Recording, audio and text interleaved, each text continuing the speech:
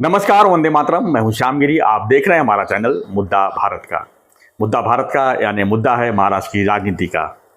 महाराष्ट्र की राजनीति की बात करूं तो इस समय जो है पालक मंत्री का बंटवारा हो गया है। कई मंत्रियों को जो है उनको जिले दे दिए गए हैं, यानी उस जिले का वो मुख्यमंत्री होगा और वहाँ का डेवलपमेंट के ऊपर मुख्य भूमिका में रहेगा। तो हम आज चर्चा यही करेंगे कि जो पालक मंत्रियों का जो बंटवारा किया गया है किस हिसाब से किया गया है और इसका जो है महाराष्ट्र के विकास पर कितना असर डालेगा, क्योंकि उप मुख्यमंत्री एकनाथ शिंदे को ठाणे जिला दिया गया है और उनको मुंबई भी दिया गया है। देवेंद्र फडणवीस जी को गढ़चिरौली दिया गया, सीएम है वो। और गणेश नाइक को जो है पालघर जिला दिया गया है। और भी ऐसे कई नेता हैं जिनको मंत्री हैं जिनको जो है उनको जिम्मेदारी अलग अलग जिलों पर दी गई है। तो हमारा चर्चा का विषय ये है कि इनको जिम्मेदारी मिलने के बाद महाराष्ट्र के विकास पर कितना इसका असर होगा। हमारे साथ में नवभारत के वरिष्ठ पत्रकार सूर्य प्रकाश मिश्रा जी।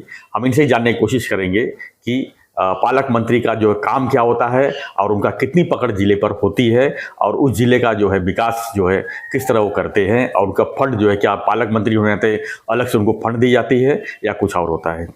स्वागत है सर। क्या कहेंगे जो पालक मंत्री यानी गार्जियन मिनिस्टर जी, जिम्मेदार मंत्री उस जिले का जो है वो मुख्यमंत्री देखा जाए कहा जाए, बिल्कुल, तो क्या कहेंगे जो बंटवारा हुआ है किस हिसाब से हुआ है?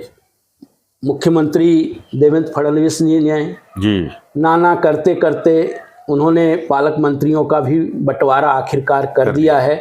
उन्होंने स्वयं कहा था कि थोड़ी देरी जरूर हो रही है लेकिन उसमें कोई विवाद नहीं है, वैसे दिखाई दिया। इस बार एक दो चीज़ें इसमें नई आई है पालक मंत्रियों में।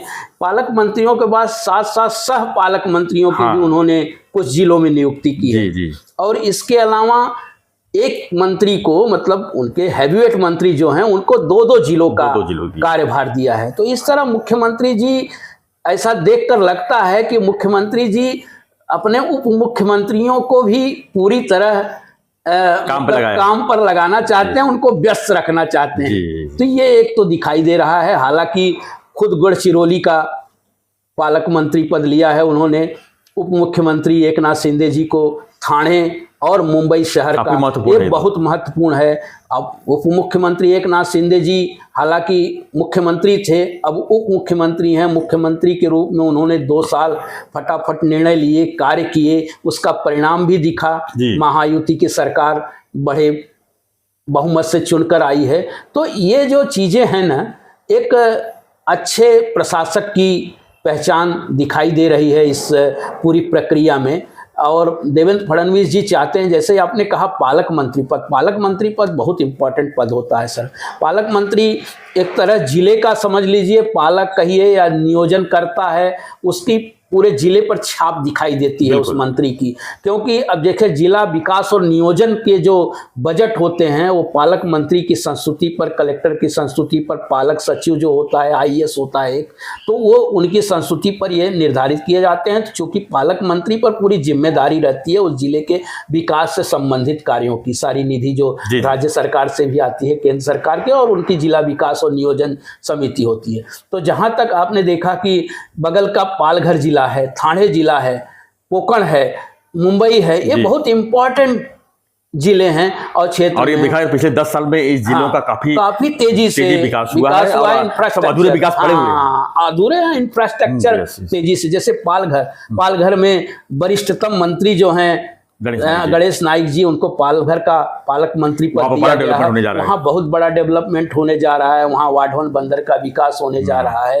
पालघर आदिवासी जिला है, एयरपोर्ट की अभी योजना अभी चलेगी, अभी उनका प्रस्ताव ही है, लेकिन वो भी बहुत तेजी से विकसित हो रहा है। एमएमआर वो गुजरात की सीमा से सटा हुआ जिला है, तो वो उनका विकास है। इसी तरह कोकण में भी वो सामंत को दिया है उन्होंने, नितेश राणे को सिंधुदुर्ग का दिया है। इस तरह का जो रायगढ़ का सामंत जी बनाए गए हैं, उदय सामंत जी, हमारे पालक मंत्री मतलब मंत्री परिवहन मंत्री जो है प्रताप सरनाईक जी को भी धाराशिव का, उस्मानाबाद को धाराशिव अभी नाम दिया गया है। वो भी शिवसेना के प्रभुत्व वाला, प्रभाव वाला जिला रहा है। तो वहाँ उन्होंने बहुत सोच समझ कर, जैसे बीड़ और पुणे का पालक मंत्री पद अजीत पवार जी को दिया गया है।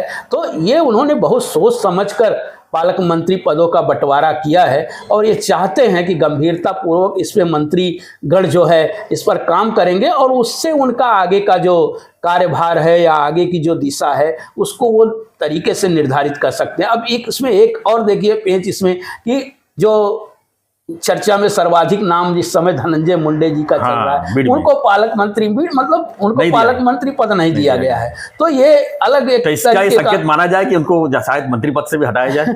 अब आपने सवाल किया है तो अब उसका जवाब देना भी, ये उस सवाल में उसका जवाब है। तो जैसे आपने कहा कि अभी तक वो बहुत मतलब कहा है देवेंद्र फडणवीस जी बहुत आज की राजनीति नहीं करते, आने वाले समय की राजनीति करते हैं, बहुत ही सहज उनका एक जो निर्णय होता है और निशाना अलग होता है। तो ये उन्होंने जो अभी फिलहाल उसको एक ठंडे बस्ते की तरह रख दिया है, किनारे कर दिया है। भले उनके लोग कह रहे हैं कि भाई देखिए अभी आरोप नहीं लगा है तो हम किस तरह के, जब आरोपी नहीं है तो किस तरह से इस्तीफा ले लें। हालांकि बहुत दबाव बहुत तरीके का है। अभी सीडी का सम्मेलन भी हुआ है एनसीपी का, तो उसमें भी वो धनंजय मुंडे नहीं आए।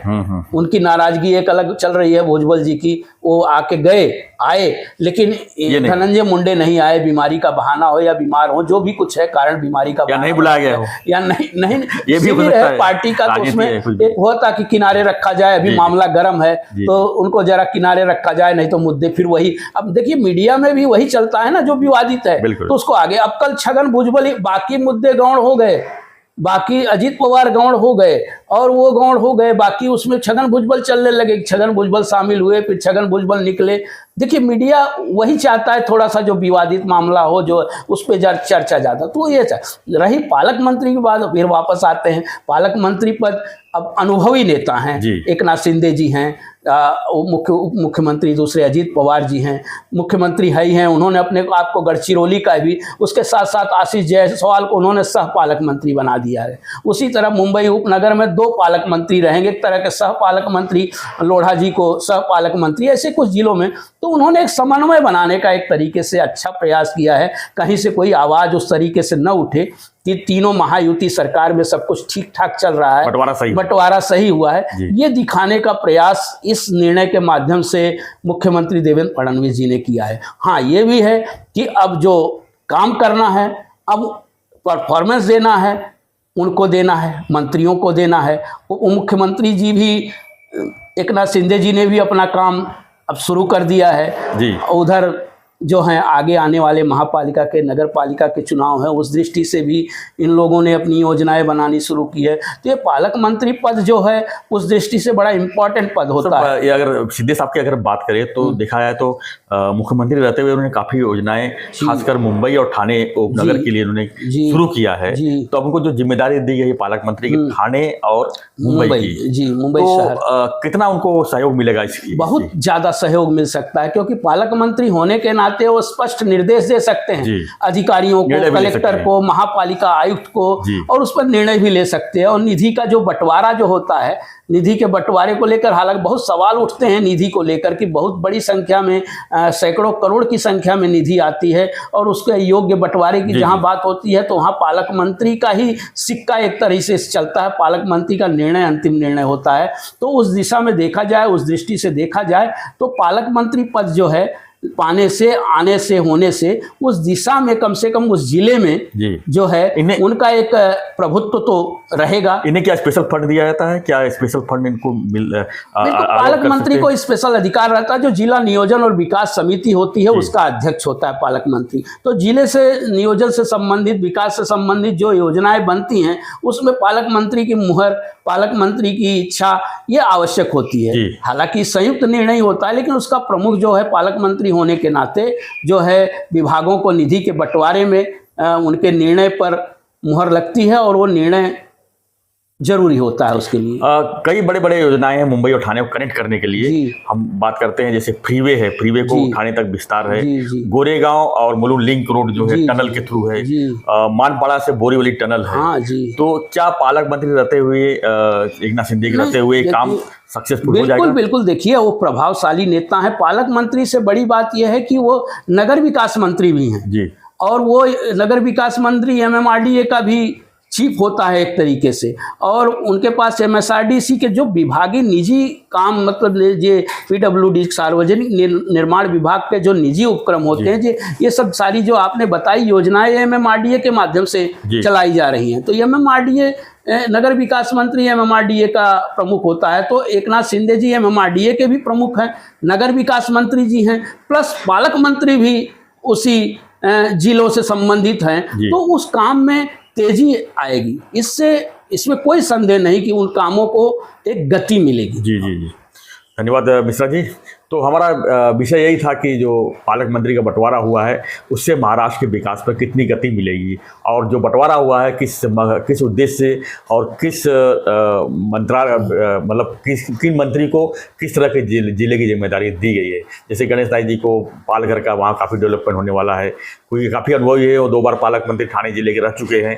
ठाणे जिला जो पालघर जो है ठाणे जिले में ही था, तो उनके लिए कोई दिक्कत वाली बात नहीं है। एकनाथ शिंदे जी ठाणे के सब कुछ हैं, तो उनको ठाणे और मुंबई दी गई है, और मुख्यमंत्री रहते हुए उन्हें काफ़ी कुछ योजनाएं लाए। तो ये सब चीज़ें जो है पालक मंत्री के रहते हुए जो है काफ़ी चीज़ें महाराष्ट्र के विकास में बड़ा योगदान दे सकता है। एक बात और गौर करने लायक है, मैं टोकना चाहूँगा कि 11 साल बाद गणेश नाइक जी को पालक मंत्री पद मिला है, और 11 साल बाद वो आधिकारिक रूप से आने वाली 26 जनवरी को वो ध्वजारोहण करेंगे। बिल्कुल बिल्कुल, ये एक अपने लिए, ठाणे जिले के लिए, पालघर के लिए, MMR के लिए ये अलग अच्छी बात है।